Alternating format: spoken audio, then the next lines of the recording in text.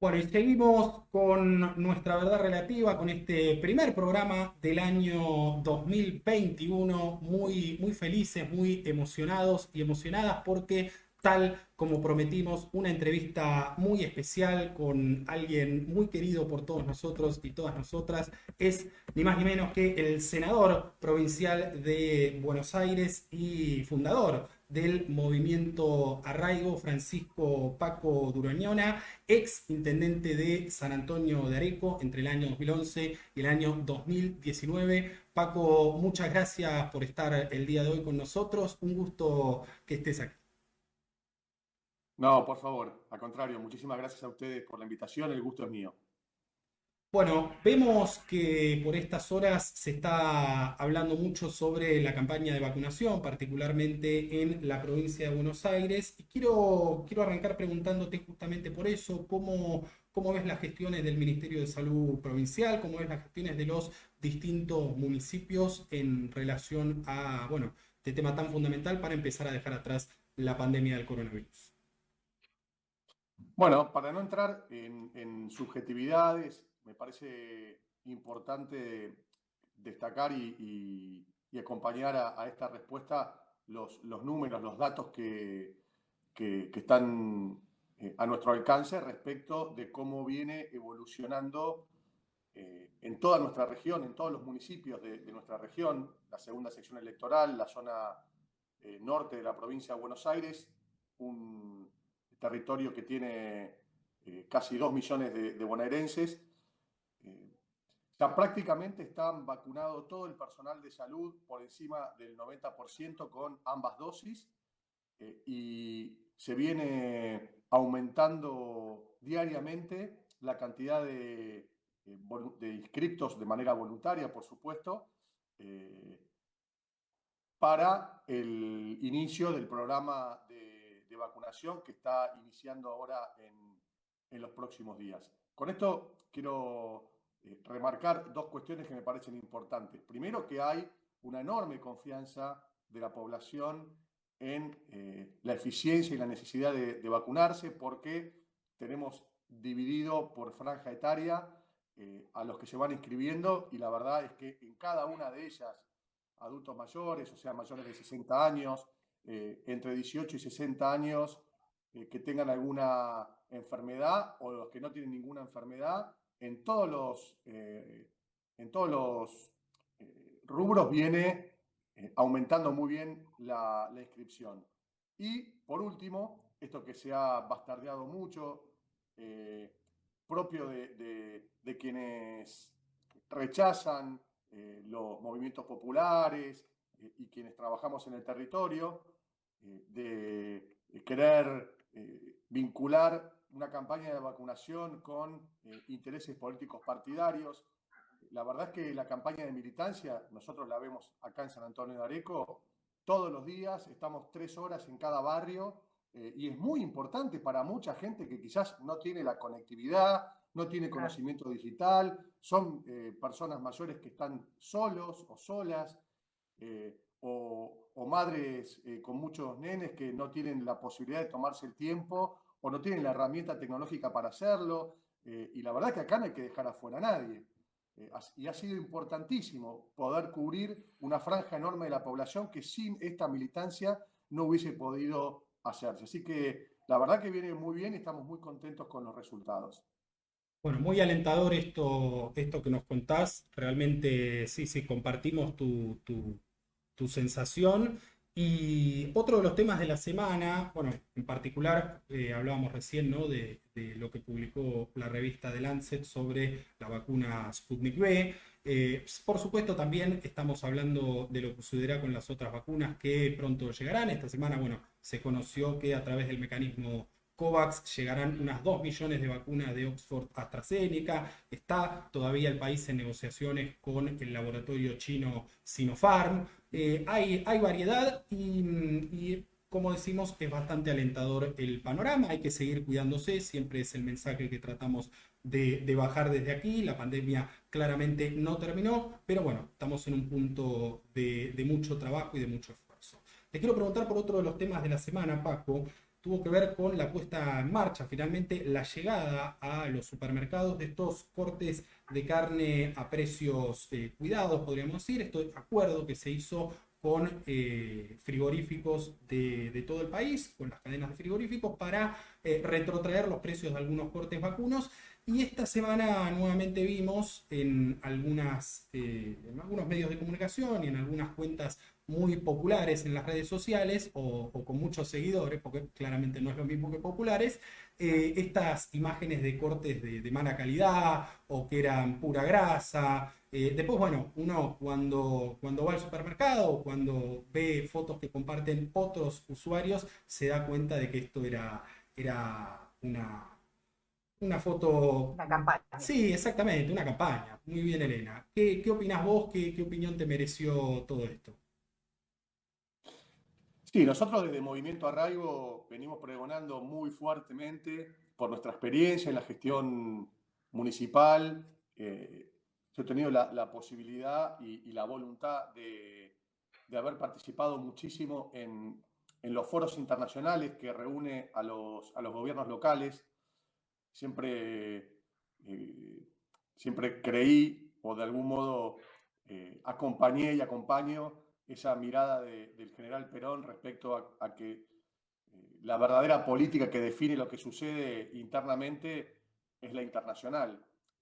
Y en este siglo XXI, de un mundo tan globalizado, es esencial que quienes estamos al frente o estuvimos al frente de gobiernos locales estemos insertos fuertemente en la agenda de lo que se discute a nivel global entre gobiernos locales.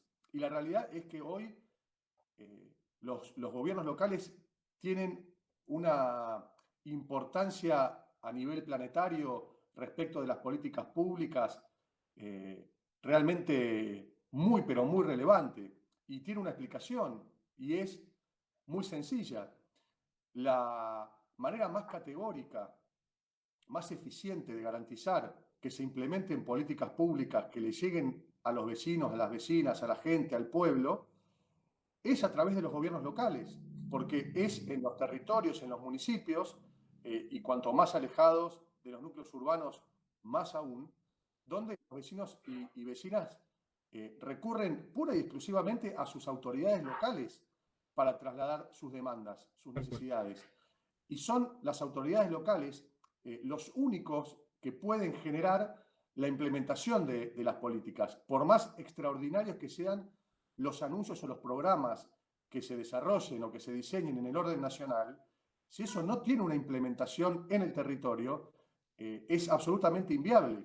Pensemos en la política de la asignación universal por hijo. ¿Por qué fue tan exitosa? ¿Por qué en tan poco tiempo se hizo realidad?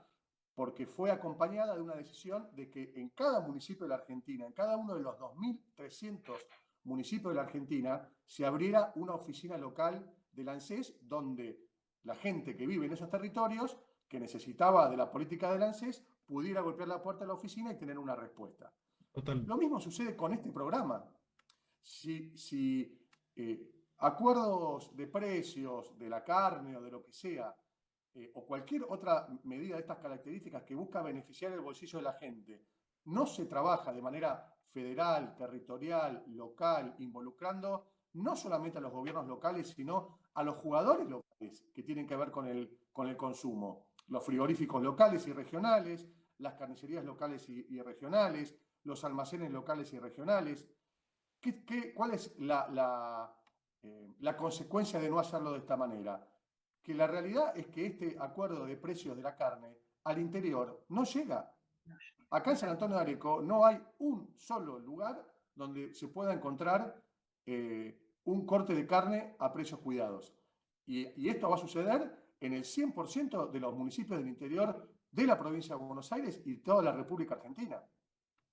Entonces me parece que ahí hay que dar una vuelta de tuerca, no solamente respecto a con quienes nos sentamos a hacer estos acuerdos, sino también en repensar la Argentina en clave federal, en clave garantizar el desarrollo de los territorios y de las comunidades, sin importar su ubicación geográfica o la cantidad de población, porque si no, hay distintas categorías de derechos para los argentinos y las argentinas según el lugar donde viven.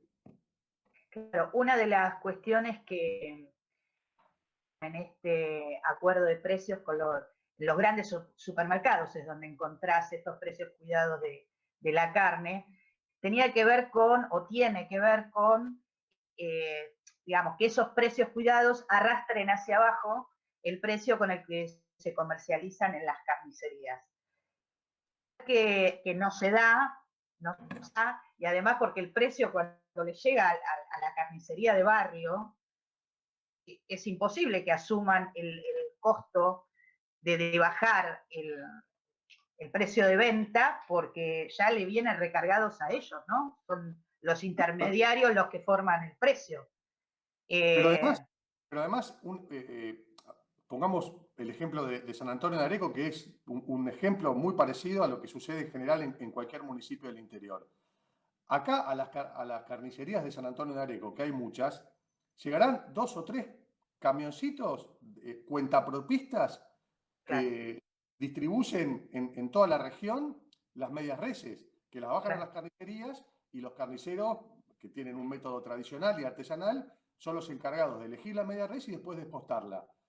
Ese cuentapropista que tiene un camioncito con cámara y va repartiendo la carne, está totalmente afuera del esquema de precios cuidados. claro, Porque hay que estudiar a quién le compra y si a ese que le compra está dentro de los que entraron en el esquema de precios cuidados. Y supongamos que entró, ¿cuál es el control para que la media res que le dé sea de calidad, si efectivamente está cumpliendo, si no le está estoqueando la carne, si no le dice a ese cuentapropista, no, mira, todo lo que tenía para precios cuidados ya se lo entregué a Coto? claro. Es muy difícil. Acá en San Antonio de Areco, por ejemplo, tenemos frigorífico. Lo primero que hice fue preguntarle al titular del frigorífico cómo es que él puede o no estar dentro del esquema de acuerdos. Me dice, mira, a mí no me llamó nadie. Y nosotros lo que hacemos es vender media res a esos distribuidores de carne, que la distribuyen en distintos lugares. Por ahí se la venden a Coto, por ahí se la venden a un gran supermercado, o por ahí la distribuyen en carnicerías. Ahora, si a ese frigorífico que faena y entrega la media res, nadie lo llamó, ¿cómo va a ser para vender a precio cuidado? Entonces, falta una mirada federal, local, de la Falta implementación una, de las políticas públicas, porque la Argentina es un país federal donde claro, la gente vive en los municipios y claro, las demandas se dan en los municipios, no en la ciudad de Buenos Aires, alrededor de las casas de gobierno. Entonces, claro. me parece central fomentar la importancia que tiene tomar decisiones e implementarlas con esta mirada federal en clave de arraigo. Claro, con una mirada más territorial y haciendo eje en cada uno de los municipios, ¿no? Porque, digamos, Exacto. el que tiene el contacto con el vecino, con la vecina, de cada uno de los lugares, es el gobierno municipal, sin ninguna duda. Y mirá, y ahí hay dos datos centrales. En el mundo no vas a encontrar ningún municipio fuera de los grandes núcleos urbanos que tenga un supermercado Claro, adentro o en zonas aledañas. Y eso tiene un motivo, que es no destruir al pequeño la comerciante, economía, al pequeño claro, almacén. Ahora, cuando en Argentina te dejan afuera por estar en un territorio que no tiene supermercados de los buenos acuerdos de precios, ¿y qué sucede? Se empieza a fragmentar o se empieza a romper esa ecuación de equilibrio. Y el pueblo te va a empezar a pedir que traigas un supermercado porque te va a garantizar buenos productos a buenos precios. Eh, claro. entonces, me parece que por donde uno lo mire, termina siendo contraproducente. De hecho, hoy en la Argentina, un país federal, siglo XXI, que tiene prevista en la Constitución Nacional la autonomía de los municipios no tienen facultades para inspeccionar, controlar y sancionar incumplimiento en acuerdos de precios. Si, por ejemplo, el intendente de San Antonio de Areco quiere ir al supermercado más grande que hay en San Antonio de Areco a revisar si se está cumpliendo con el acuerdo de precios cuidados, el titular del supermercado, del almacén o de lo que sea, perfectamente se puede negar a que lo haga porque no tiene facultades para hacerlo. Entonces, ¿cómo se logra que se despliegue en todo el territorio de la Argentina un acuerdo que fue una foto en una oficina de 10 personas. Nosotros somos muy críticos de ese modelo de gestión, de ese modelo. Si bien tenemos mucha expectativa con un gobierno como el de Alberto y el de Axel en la provincia de Buenos Aires, que promueven mucho el trabajo articulado con provincias y municipios. Pero esto es un problema cultural de raíz que requiere mucho empuje para que podamos resolverlo definitivamente. Justamente, Paco, ya que estamos hablando de este tema tan interesante, te quiero preguntar ahora por el trabajo que está realizando el Movimiento Arraigo en esta temática. Fundamentalmente, bueno, en líneas generales, todo el laburo que están haciendo en general, y sé también que fueron muy críticos con la situación que, bueno, finalmente ayer se dio un paso importante, que es la creación de la unidad ejecutora temporaria especial del Canal Magdalena. Quiero, bueno, un poco que nos resumas todo el trabajo que vienen haciendo en esa materia desde el movimiento. Bueno, de algún modo se vincula con esto que hablábamos recién, ¿no? En cuanto a lo conceptual.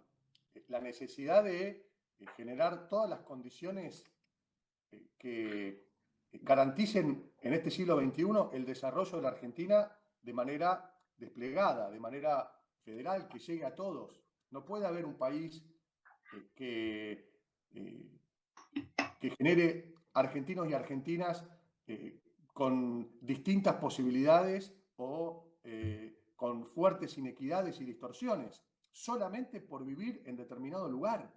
Esto, siendo un país federal, es inaceptable. Si hubiésemos tenido una formación constitucional, centralista y unitaria, como la tienen muchos países, la discusión sería otra. Pero no fue así como decidimos organizar la Argentina. Y sin embargo, la radiografía de hoy o la fotografía de hoy es un país extremadamente concentrado, con el 70% de la población argentina viviendo en el 0,5% de la superficie territorial, y no es un desierto Argentina, por cierto, con una concentración de la tierra en manos de muy pocos, distribución de la tierra, y este es un problema gravísimo, quizás el problema central en materia de los precios de los alimentos y la calidad de los alimentos. Le hemos entregado el monopolio de la producción de alimentos, la producción primaria la concentran fondos de inversión que utilizan la tierra como un negocio financiero de especulación.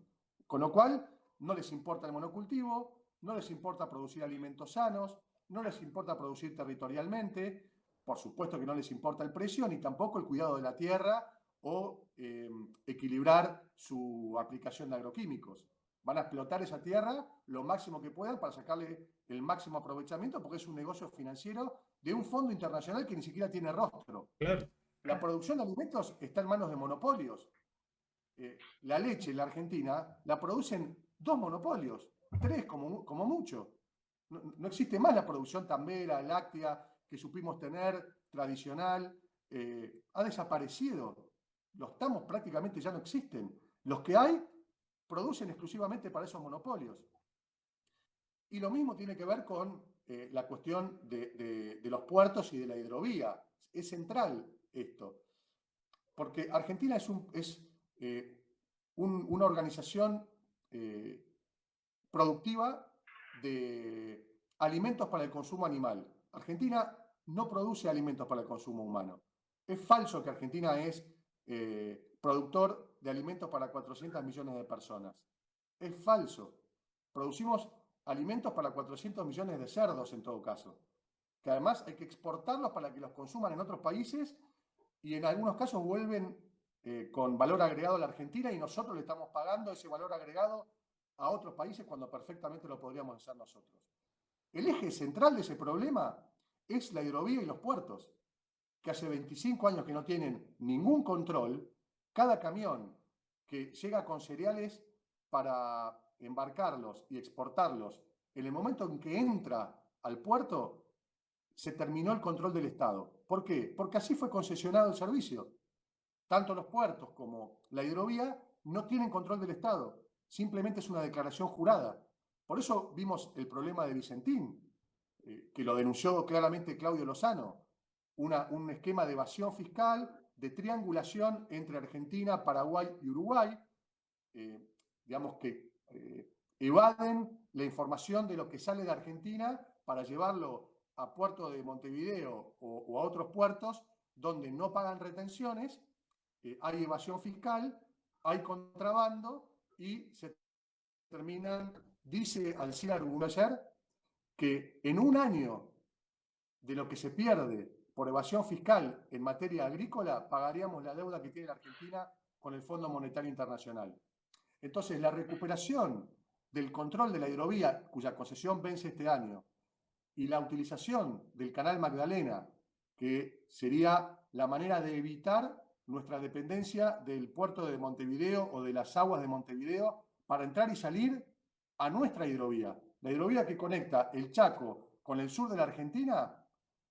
Si un barco del puerto de Mar del Plata quiere llevar pesca al puerto de San Nicolás, dentro de la misma provincia de Buenos Aires, tiene que fondear en Uruguay, porque así está diseñado el esquema de autopista de nuestra hidrovía de entrada y salida. Con la utilización del canal Magdalena, que enhorabuena se ha decidido empezar a hacer los trabajos para su aprovechamiento a partir de este año, vamos a dejar de depender de esa situación y eso va a generar una importante explotación de recursos y desarrollo en construcción de buques, portuario, de trabajo, de generación de empleo para los puertos argentinos. No vamos a necesitar más depender de Uruguay. Y si eso va de la mano con una recuperación del control y la explotación de la hidrovía, toda la zona desde el Chaco hasta el sur de la Argentina, litoral y aledañas, más la producción que va a los puertos, se va a ver muy fuerte y favorablemente impactada. Este es el tema más importante de la década, quizás del siglo. Si verdaderamente lo hacemos bien, recuperando soberanía y pensando en agregar valor, en generar recursos y divisas que lleguen a los territorios, que sea un beneficio para los productores, para los astilleros, para la marina mercante, para los puertos, la realidad de la Argentina en este siglo XXI va a ser totalmente distinta. Y como salida de la pandemia, y con esto redondeo, un país que produce energía y que produce alimentos no tiene techo. Esa es la razón por la cual en el último trimestre de 2020 Argentina empezó a crecer. Esa es la razón por la cual en el presupuesto del 2021 se calcula un crecimiento del 5% del PBI. Argentina va a empezar a crecer y va a tener una etapa de crecimiento mayor a lo que fue después del 2003. Y esto hay que aprovecharlo mucho más con la posibilidad de recuperar nuestra hidrovía y explotar el canal Magdalena. Ojalá así sea, Paco, y realmente cuenten con nosotros, con este medio, con nuestra verdad relativa para difundir todo lo que tenga que ver con esta materia de temas tan fundamentales para el desarrollo argentino, para el desarrollo nacional. Es muy interesante escucharte hablar sobre el tema. Yo la verdad no te pediría que redondees nunca, pero bueno, el tiempo es tirano. Te queremos agradecer por estos minutos que nos has brindado. No sé, Elena, si querías hacerle alguna más a Paco, si no lo dejamos tranquilo.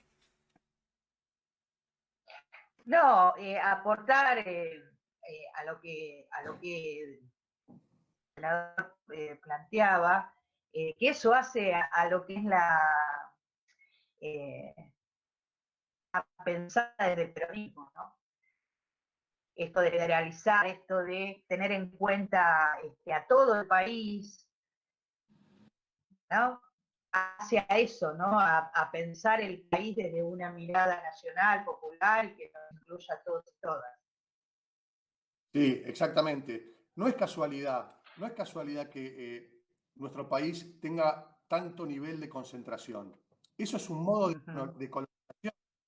Cuanto más desarraigo haya, cuanto mayor despoblamiento haya en los territorios del interior hacia los núcleos urbanos, que genera marginalidad, que genera pobreza, que no hay manera de resolver problemas estructurales de una población tan concentrada. Y abandonemos los territorios donde está nuestro potencial de producir alimentos, de agregarle valor.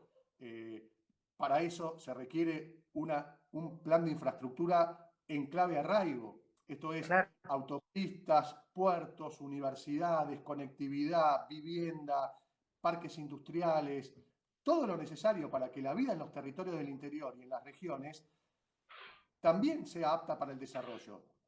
Hoy no hay universidades en el interior, no hay transporte ferroviario. Se sigue discutiendo, o hasta hace muy poquito se seguía discutiendo, si teníamos que mantener la única línea de bandera que garantiza las rutas a provincias que, si no la tuvieran, no tendrían conectividad con el mundo ni con las ciudades de la Argentina. Entonces, es evidente que el problema estructural del país pasa por esto que vos recién decías. Un país federal no es un concepto romántico, tiene que ver con la realidad del desarrollo, del acceso a derechos y de las posibilidades de una vida digna para todas y todos los argentinos. Y cualquier tema que uno se ponga a analizar tiene que ver y está íntimamente relacionado con esta temática. Claro que sí, totalmente de acuerdo. Y bueno, Paco, te estaremos convocando en otra oportunidad, si te parece, para seguir dando este debate y para seguir charlando, analizando un poco la coyuntura nacional. Te mandamos un gran abrazo y que tengas un buen sábado. Gracias por conversar con nosotros. Por favor, muchas gracias Elena y Rodrigo, la verdad que muy buena la nota, muy inteligentes las preguntas. Me gustó mucho compartir esta mañana con ustedes. Buen fin de semana y por Gracias. supuesto, nos vemos pronto. Un abrazo. Gracias. Era Abrazo grande. Francisco Paco Durañona, senador provincial de Buenos Aires, fundador del movimiento Arraigo, ex intendente de San Antonio de Areco entre el año 2011 y 2019.